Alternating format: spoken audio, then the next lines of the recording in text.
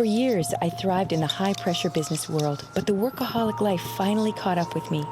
I was 35, very overweight, in chronic pain with severe mobility issues, terrible diet, no exercise. My health was a complete wreck. Then I went to a gentle yoga class and felt truly relaxed. The stress just melted away. I went from a size 18 to a size 8. I stopped getting sick. Pain disappeared. I learned to open my heart and I felt happy for the first time in years. So I said goodbye to the business world and started teaching. Yoga doesn't have to be strenuous. The easiest movements can trigger major release of chronic symptoms, no matter your age. Healing Yoga. Yoga for real people with real problems. Hello, I'm Deborah Devine, and welcome to Healing Yoga. Yoga for real people with real problems. And yes, that was me with real problems in the opening cartoon. Stress and anxiety caused by an unhealthy lifestyle came through in different ways. My mind was so overloaded, it was affecting my memory. Zoomers can also experience this as a result of aging, from simple forgetfulness to the onset of dementia. I've chosen a yoga series that can stimulate memory by simply bringing more blood to the brain. And you don't have to be young and fit or flexible to join in with me. We'll do a relaxing warm-up on our backs, bringing blood out of our legs and into our upper bodies. And then we'll do some forward bends to get that blood into the head. We'll also release tension in our shoulders and our necks before going back to a relaxing cool-down pose. These poses are very easy, and you might question if they're doing anything. Do the whole series. Or if you're busy, just try 1 or 2 poses, and you'll notice a difference. Let's start the healing. Joining me today, Miki and Patricia. And all of us are going to benefit from this practice that will help us improve our memory. We're going to begin with Viparita Kirani, the legs up the wall, the waterfall pose, and we'll just come down onto the ground. If you have some wall space at home, that would be wonderful. You just clear off some space, get your hindquarters up to the wall, and then throw your legs up. If you've got a bolster or a folded blanket, it might be nice to support your pelvis that way. Or you could just lie in the middle of the room and take a support underneath the pelvis and lift the legs up. You could also be using a chair. Give yourself a few moments to allow this new relationship with gravity to take effect.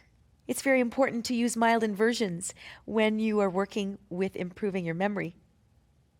The blood and the prana and the life force, the vitality, is starting to flood the brain cells. We're activating the vagus nerve, which governs the parasympathetic aspect of the nervous system, the rest and digest aspect of the nervous system. Circle your feet. Press your heels up to the sky, spread your toes. And then let's take the arms up. And we'll just circle the wrists. And then we'll inhale the arms over behind the head. The thumbs touch the ground.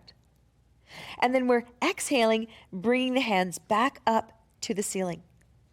Circling the wrists, spreading the fingers nice and wide, getting lots of space in the hands.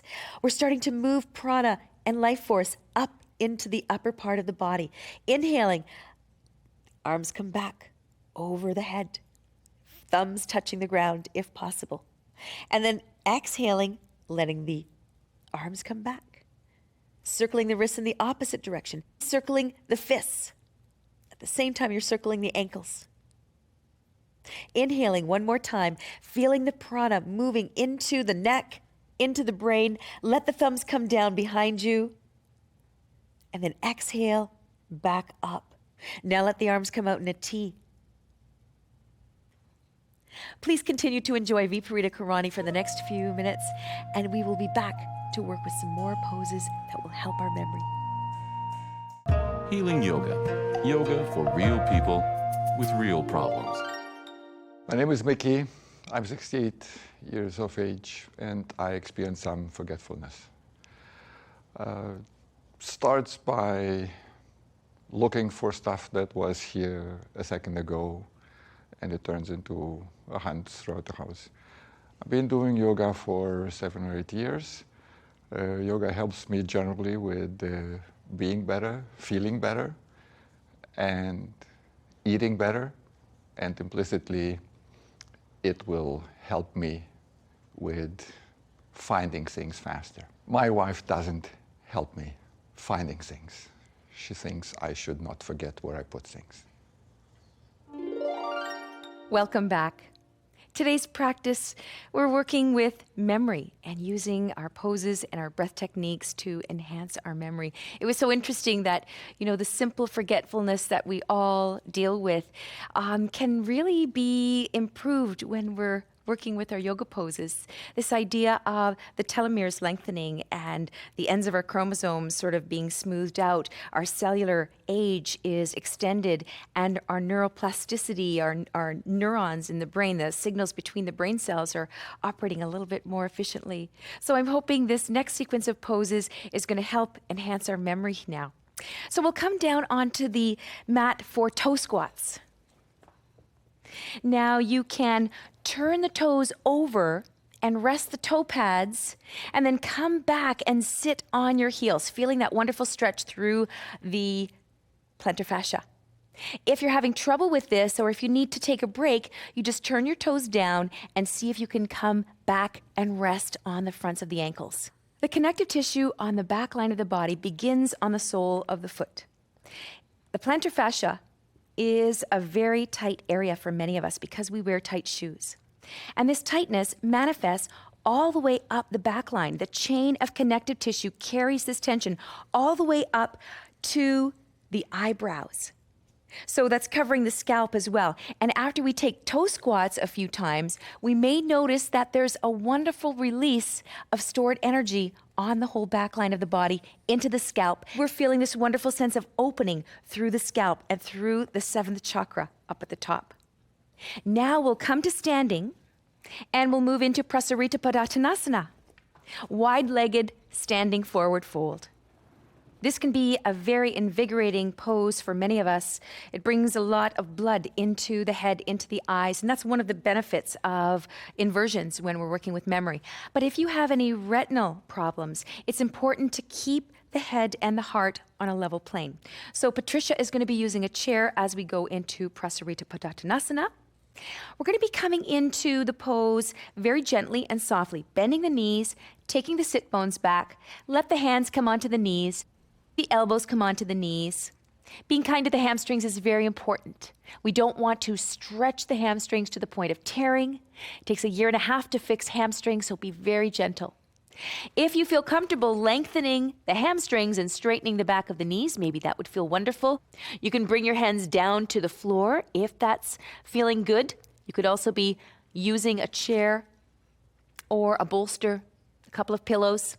And we're just going to be moving the hips from side to side and lengthening out the hamstrings one at a time. Long, slow, smooth in breaths, long, slow, smooth out breaths. Let the head come down and hang. Shaking the head, nodding the head, moving the head in circles. We're releasing a lot of tension out of the back of the neck, out of the spine, out of the scalp. And we're bringing an enormous amount of prana and an enormous amount of energy into the brain. Now, we'll take the hands on the hips and we'll energize the legs. And then on an in-breath, rise up. Wonderful. Now, let's go into child's pose and we'll move into downward facing dog. So we come onto our knees and our hands. The knees can be wide, the feet together, and the arms will be out in the front. We're taking the forehead down to the ground and resting. We're taking the sit bones back, the tailbones coming back, and we're letting the out-breath be complete, letting the belly come to the front spine. We feel the pelvis pouring the spine out in this pose. We feel the spine lengthening. This is a part of the information superhighway. The brain is one area where we have intelligence, but there's also intelligence all the way down the back, concentrating in the spine, in the spinal column. Now, we can turn the toes under and move into downward facing dog. We're pressing down into the base of the index finger and the thumb and the meat of the thumb, and pressing down into the toes. The sit bones come up. Inner spiral of the upper leg bones, outer spiral of the upper arm bones, taking the heart back towards the thighs, broadening the shoulder blades, making space around the shoulder shelf, letting the head come down, nodding the head, shaking the head, releasing all of the tension in the spine. We're bringing more prana and more oxygen, more blood down into the brain. When you're ready, come down, knees supporting you, into child's pose, resting your forehead. Resting the forehead on the ground is a wonderful way to calm the mind.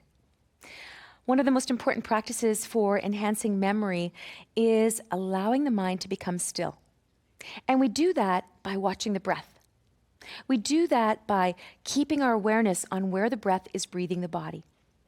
When we have our forehead supported on the ground, there's a cooling effect on the brain. So all of the mental activity that may be preventing us from being able to access information easily, all of that excess thinking drops down. And then what's left is this wonderful, peaceful, calm, still lake surface. Please continue enjoying child's pose into downward facing dog and appreciating all of that fresh blood and prana coming into the brain cells. And we'll be back in just a few moments to work with some more techniques to help our memory. Healing Yoga. Yoga for real people with real problems. Certain superfoods have been associated with improved memory function. Incorporate blueberries, carrots, artichokes, okra, and eggs into your diet. Welcome back. We've been using this gentle yoga practice to help enhance our memory. And for the next sequence, we're going to be clearing the information superhighway, the spinal connection between the whole body and the brain. So we're going to be sitting. It's nice to have the hips a little bit higher than the knees, but if your hips are very open, as Miki's are, then you can just rest your sit bones on the ground. Let yourself feel a connection of the sit bones onto the ground. You may need to bring your flesh back a little bit so that we can be on the front of the sit bones. That will allow the pelvis to create a staging area for the spine to rise up effortlessly. We allow ourselves to ground through the legs, through the knees, and we feel this opening and lifting on the front of the chest. We lengthen the back of the neck, and then we bring the shoulder blades back and down. Next time an in-breath comes along, we inhale the arms up to shoulder height, and then we exhale and rotate the upper arms externally, palms facing the sky. Inhale the arms all the way up, fingers touch, and then we exhale, hands to heart. Now, we're going to inhale the arms up again, exhaling, rotating the upper arms. And then we'll take our gaze over to the right, lengthening the back of the neck, creating lots of space in the discs of the spine, taking a few breaths here, energizing the arms, spreading the fingers nice and wide. And then we'll take our gaze down to the armpit. The chin is coming closer to the collarbone, and we draw the chin across to the jugular notch. We inhale and lift the gaze. And then next time an out-breath comes along, we take the gaze over to the left. Energizing the arms, really spreading the fingers nice and wide, drawing the gaze down into the armpit, drawing the chin across the clavicle, and lifting the gaze. Now we're going to be taking our hands up on the next in-breath, palms touch, exhaling, hands to heart. Now, the right hand is going to swing over and end up on the left shoulder. And then we're going to draw the left shoulder up at the same time that we bring the right hand down. Now, this right shoulder may want to get in on things too, so just draw the right shoulder down, lifting the left shoulder up into the right hand and pressing down and resisting with that hand. Drop the left ear over onto the shoulder here, squeezing deep into the neck crease. Long, slow, smooth in-breath, long, slow, smooth, and complete out-breath. And then we lift the head, release the arms. Now feel one shoulder is a little bit higher than the other. We've just released a lot of tension out of the neck, out of the shoulders, out of the back of the scalp. So we're starting to open up more blood to flow into the brain. Left hand comes over to the right shoulder, squeezing the right shoulder up, resisting with the left hand, and bringing the left shoulder down. We drop the right ear onto this rising shoulder, and we squeeze. Getting rid of tension out of the spinal cord, out of the neck, and out of the back of the head is really important when we want to cultivate a better memory. When we have a lot of tension and constriction in the muscles and connective tissue around the neck, that can constrict the blood vessels and the blood flow up to the brain. It can also have a negative effect on our eyesight because our eyes are very vascular and looking for lots of oxygen as well. Letting go of the right shoulder now, the head comes back up, we unravel the arms, and just feel the difference between the right and the left sides. Shrugging the shoulders and shaking things out. Now, inhale the arms up. Exhale and rotate the upper arm bones. Inhale, lift the arms up. Feel all of this oxygen coming into the lungs. Exhale, hands to heart center. Now, please continue to enjoy these arm movements or move into a couple of repetitions of what we were doing with the shoulders, and we'll be back in a few moments to warm down. Healing Yoga. Yoga for real people with real problems. Welcome back. We've been working with this gentle practice to help us improve our mental clarity and memory. And now we're going to be working with some breath practice that will really work wonders with our ability to access memories in the brain. We're doing Kapalan Bhati, shining skull breath. If you need a Kleenex on standby, that might be a good idea. We take a long, slow, smooth in breath and a long, slow, smooth out breath. And then the next in-breath that comes along, we pause at the top of the in-breath, and then we create this out snort. We bring the belly back to the front spine. So we'll just do a couple of these, and the in-breath doesn't have to go all the way to the top. You can stop halfway, just allow the in-breath to happen naturally. Here we go.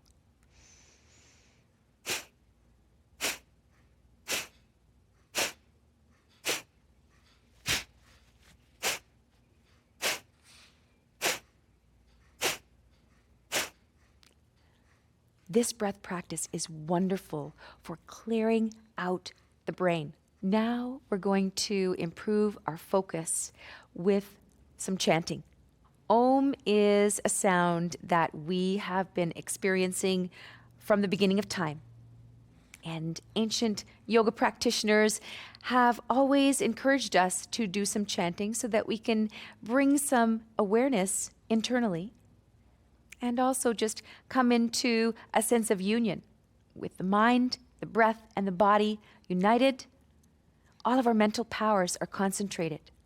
This has a wonderful effect of clearing the mind. So let's take a couple of ohms. Ground through your sit bones, through your legs. And then feel this connection to the earth. Take a long, slow, smooth out breath. Belly comes to the front spine. Inhale, feel the ribs open out and up, lift the heart, and begin.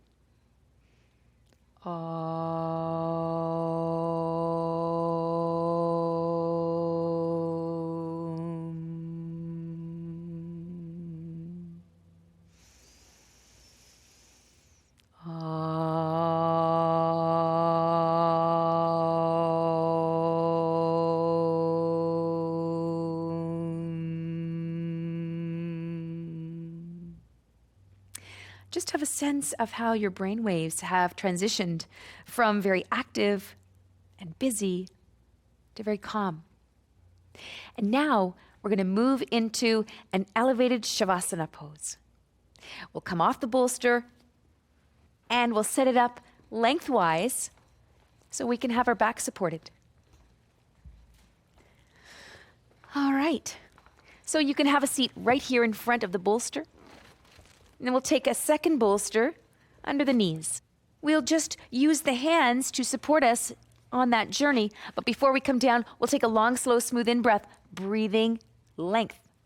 Exhale, coming back very slowly, mindfully, and resting. letting the legs go for an inner spiral, securing a little bit more space in the low back around the SI joints. Being able to get this inner spiral going is going to help the low back feel a little bit more comfortable. And then letting the legs flop out. And allowing yourself to bring the hips away from the bottom of the ribs if there's any pinchiness in the low back. Letting the arms come out to the sides, rotating externally with the palms facing the sky, fingers unfurling like the petals of a lotus. And then allow yourself to rest in Shavasana for at least 15 more minutes. When you come out of Shavasana, you should feel very refreshed in the mind and very relaxed in the body. We look forward to seeing you again next time on Healing Yoga. Namaste.